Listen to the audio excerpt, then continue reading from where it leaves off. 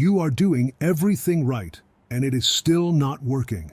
You wake up, you work, you set money aside when you can. You are not reckless. You are not careless.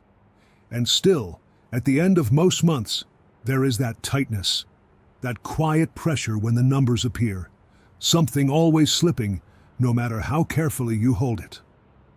That feeling is not laziness. It is not bad luck. It is something far more specific, and if no one has named it for you yet, I am going to name it now. The very instinct that feels safest to you may be the thing keeping you locked. The careful hold, the cautious wait, the decision to protect what you have before you move. That posture, the one you were taught to call wisdom, may be the exact thing preventing money from flowing correctly through your life. I know that sounds wrong. Stay with me, because what I am about to show you is not a smarter investment account. It is something older, a specific order, a sequence that comes before the first dollar is placed, before the budget is opened, before any strategy is chosen. An order most people were never taught, because the people who knew it kept it close, and the world that raised the rest of us was too loud and too shallow to pass it on. If you invest from the wrong spirit, even the right moves will feel heavy. Even good decisions will feel delayed or dry or somehow never quite enough. The real mistake does not happen when you choose the wrong asset. It happens before the first dollar is placed. Leave now, and you miss the one correction that changes the pattern. So stay. You know the feeling I am describing, not intellectually, in the body. Payday arrives and you exhale briefly for a few hours. Then the pressure returns. The bill clears, something breaks, someone needs something, and you are right back where you started, watching the number fall, feeling the tightness close in again. You have tried to save. You built the habit, you committed, and then life arrived with something undeniable, and the savings became a buffer, and the buffer became empty, and you began again. You are not undisciplined. Plenty of disciplined people are in this same loop. You have tried to invest. You open the account, you watch the number move up and then down, and you were not sure what you were doing or why, and eventually you stopped feeling confident and started feeling like you were gambling with money you could not afford to lose. You did the things, and still the money life feels thin, tense, like a rope pulled hard in two directions at once. Here is what I want you to hear. That tension is not proof you are failing. It may be proof you were trained inside a system that only ever taught you the visible layer. A system that told you what to do with money after it arrives, but never once told you the posture your heart was supposed to hold before, during, and after every movement. Money responds to posture, not just planning. Effort alone cannot fix a spiritually disordered relationship with money. That is a hard sentence, but it is the beginning of everything I am about to tell you. If the inner order is wrong, no amount of discipline makes it feel right, and no amount of income makes it feel like enough. The pattern can be interrupted, but first you need to see where it actually breaks. Conventional money advice begins too late. By the time someone opens a budgeting app, sits with a financial planner, decides it is finally time to invest, the most important question has already been missed. Not answered poorly, not even asked. Most people ask, where should I put my money to make it grow? Very few people ever ask, what is the first portion supposed to do? There is a distance between those two questions that most people never cross. The first is about return, the second is about order, and order matters infinitely more than return, especially at the beginning. Money is not merely spent or invested. In the tradition I was raised near, money is assigned. Each portion carries a role, each movement carries meaning, and the sequence in which you move matters more than the cleverness of any vehicle you choose. This is not vague inspiration. I am not describing mindset habits or affirmation practices. I am describing a specific, repeatable sequence. One I am going to show you in full. One that was handed to me through conversations I did not fully understand as a child, but that I have watched operate across decades of real households, real gains, and real losses. Before I show you the sequence, I need to tell you where it came from, because the source matters. If you understand where this was carried from, you will understand why it holds weight that a podcast tip simply cannot carry. I did not learn about money from a book, not from a course, not from a market, not from a self-described guru who discovered financial freedom at 26 and wants to show you his spreadsheet. I learned it at a table, in a room, from someone older than I had language to understand at the time. My grandfather was not wealthy in the way the world performs wealth. No large house, no impressive title. But there was something around him I noticed, even as a small child. An unhurried certainty. A calm that did not shift with the news, with the month, with anything external at all. He moved through financial reality differently than every other adult I observed. Not anxious about money, not obsessed with it, not performing generosity for admiration, and not hoarding from terror. He simply had a way. Settled, practiced, deeply held. Over years in conversations that felt ordinary until I was old enough to know they were not. He passed pieces of it to me, not as a lecture, as the natural transmission of a man who believed money carried weight beyond its dollar amount, and that how you handled it revealed something true about what you believed about life, about God, about the people who would come after you. He always made clear he was not speaking for a people or a religion entire. He was speaking from his own line, his own inheritance, shaped by study, by tradition, by what his elders had held close enough to preserve. He told me once, "Sacred things are often lost when they are turned into slogans." That sentence took me years to fully understand. Let me take you somewhere. A kitchen, late afternoon, the kind of light that comes in low and gold, the way it does when the day is almost finished but has not yet given itself to evening. A small table, a chair pulled near the window. My grandfather is sitting there, quietly, not hurried. On the table in front of him is an envelope. Money he received that week. He is not calculating how to make it grow as fast as possible. He is not logging into anything. He is sitting with it for a moment. And then, in a motion so natural it barely appeared deliberate, he separates a portion. He moves it to one side, first, before the bills are considered, before the household is thought about, before $1 of the rest has a plan. The first portion comes out first. I watched this as a child. I remember the carefulness of his hands. Not anxious careful, intentional careful.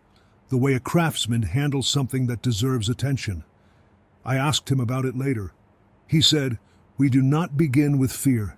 We begin by putting money in its proper place. When money enters a frightened house, it gets handled like an emergency. People grab at it. They protect too tightly or spend too quickly to escape the anxiety of holding it. They never assign the first portion its meaning. They skip the sacred movement because no one told them it mattered. In that kitchen, I saw what it looked like when money was not an emergency, received calmly, assigned deliberately, released from the first portion with something that looked exactly like peace. That image became the foundation of everything. Before I show you the order, I need to say something uncomfortable. What most people have been taught about money is not wrong. It is incomplete in a way that produces constant, low-grade suffering. Budgeting is useful. Saving is useful. Investing is useful.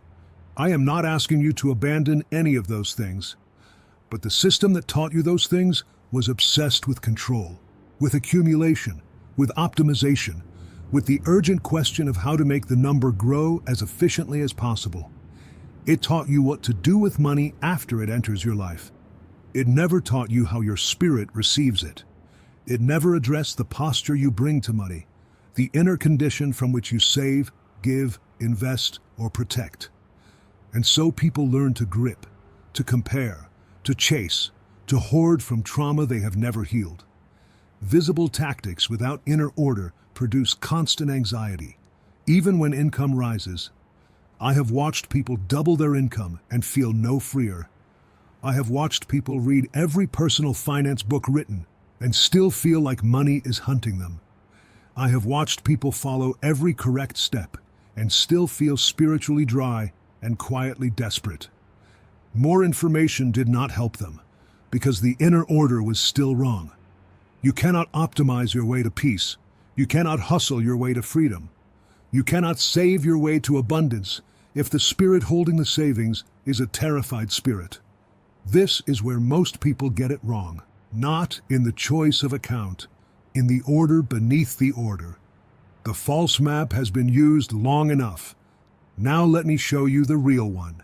Money multiplies differently when it enters a sacred order. That is the law. Not a metaphor, not motivation.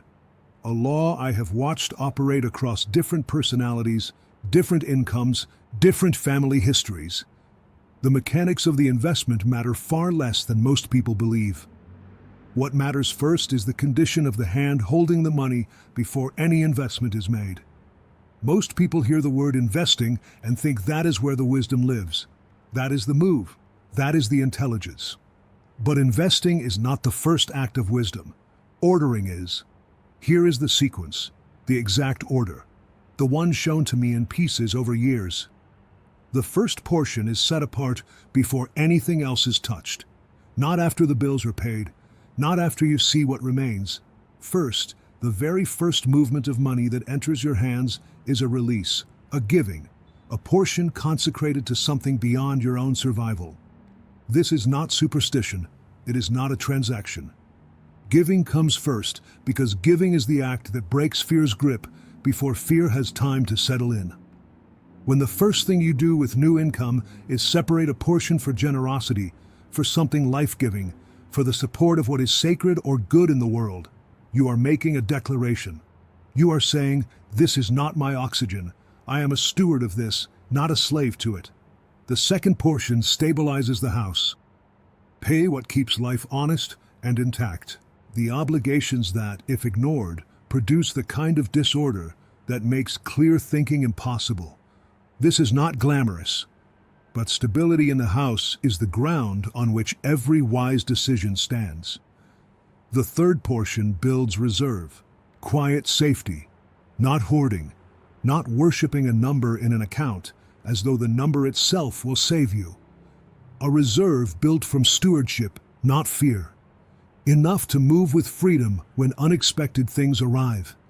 Enough to keep you from panicked decisions when the month surprises you.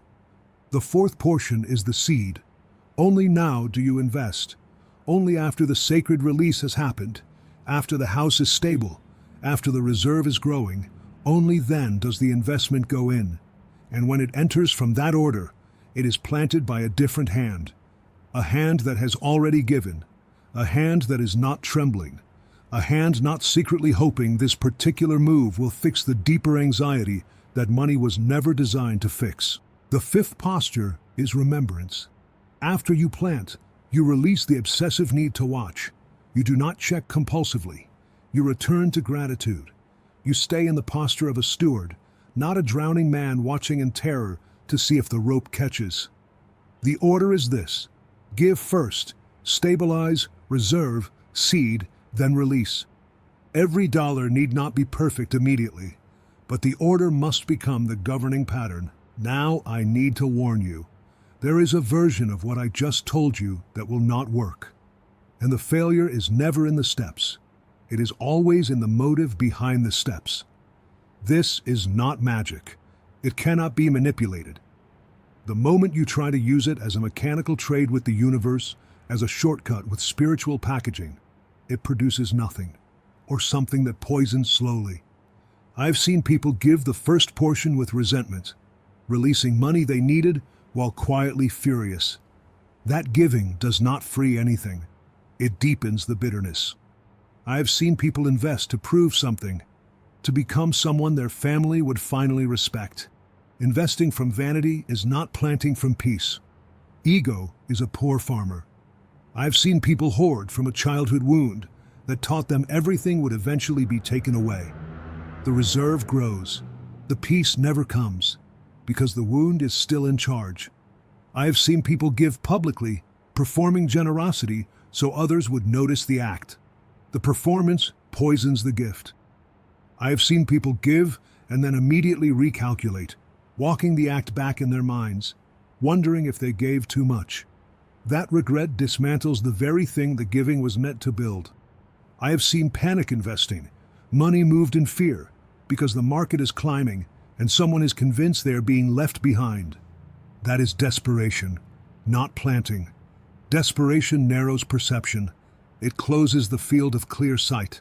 Worse decisions, every time. Wrong intention corrupts right technique, every time. Greed, ego, fear, and performance close what generosity alone cannot open. The steps exist inside an inner atmosphere. Change the steps without changing the atmosphere, and you get motion without movement, activity without result, obedience on the surface, disorder underneath. The posture must be genuine. The release must be clean. The planting must be without desperation. The remembrance must come from actual trust, not forced stillness while the chest is racing. This is not a comfortable teaching, but this is where most people quietly fail. Not in the method, in the heart, behind the method. Let me tell you why this actually works. Something beneath the steps. Money is not your oxygen. Hear that plainly. When fear gets into the relationship between a person and their money, money begins to function like air. You cannot think without enough of it. You cannot feel safe. You grip the way a drowning person grips a rope, and a hand gripping in terror cannot also receive. A closed fist can hold. It cannot receive. An open hand can release without being destroyed by the release, and an open hand can receive without worshiping what it holds. The blessing I am describing is not only a number in an account.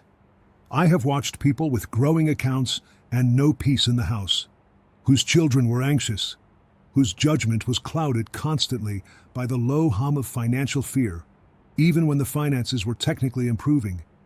That is not wealth. That is accumulation inside a fearful life. The blessing that moves differently includes peace in the house, clarity in decisions, freedom from the frantic energy that makes you say yes to the wrong things and no to the right ones. Timely openings that you are actually present enough to recognize. Wealth that does not poison the family. Increase that does not arrive with destruction attached. That kind of abundance is alignment, not mere accumulation.